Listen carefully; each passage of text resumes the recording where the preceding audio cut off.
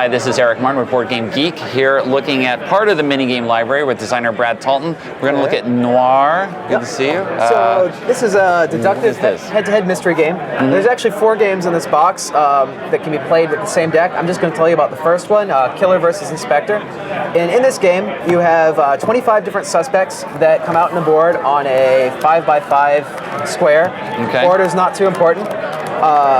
And in the game, we have an evidence deck of 25 suspects, and these all match. Each one of them matches one of the people on our table. Okay. So when you'll have a secret identity. I'll have a secret identity. You already saw this. This is hardly secret. Okay. One of us is the killer. One is the inspector. Okay. And the goal of the killer is to find and kill the inspector. The goal of the inspector is to find and arrest the killer. Mm-hmm. Now, if you were, let's say, I think we saw the first guy was Alice, or okay, let's say Zachary here. If you are Zachary, this guy, then on your turn, when you want to kill somebody, you can kill one of the 5 people around you. Okay. So when you do that, you flip them over to their deceased side, and that gives some information about where you might be in the board. Right. All right.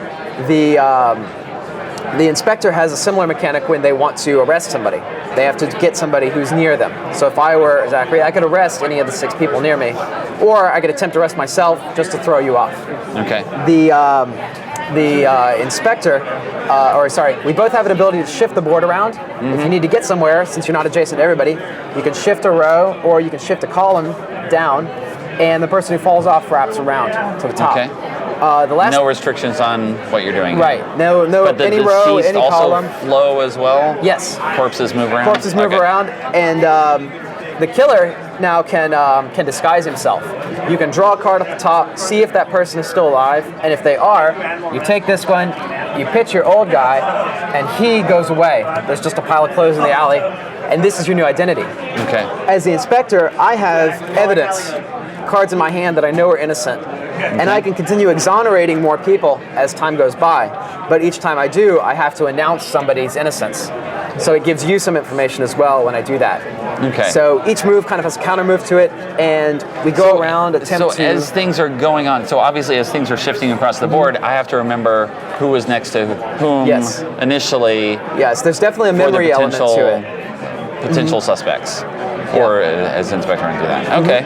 So there's a lot of memory to it. There's a lot of watching the opponent, divining their intentions, and deciding how you want to play your role, and what's safe and what's not safe, what kind of risks you'll take. So it's a little 15-minute game. It plays over coffee. I teach it to my parents. And it's also on iOS, so you can get the app and try it out as well. And that's been, I think, Brad Cummings, who does the iOS reviews, had a lot to say about it too. Okay. So that's Noir, and there's 2 other games. There's a Hitman sleuth game that is a little more intense, a little more complex. Okay. And a 4-player game with where we're all spies, where 4 players can go around. And then there's a thief versus chief of police game that's longer. That's like a 60-minute game, where you have to rob everybody on the board, while the chief of police and his 2 uniformed officers canvas around to find you. So a lot of variety in a small box. And again, this one just carries in your pocket and can go anywhere and can play anytime in 15 minutes. Right. So, all right. Thanks very much for the overview. Thanks for checking it out. Yep.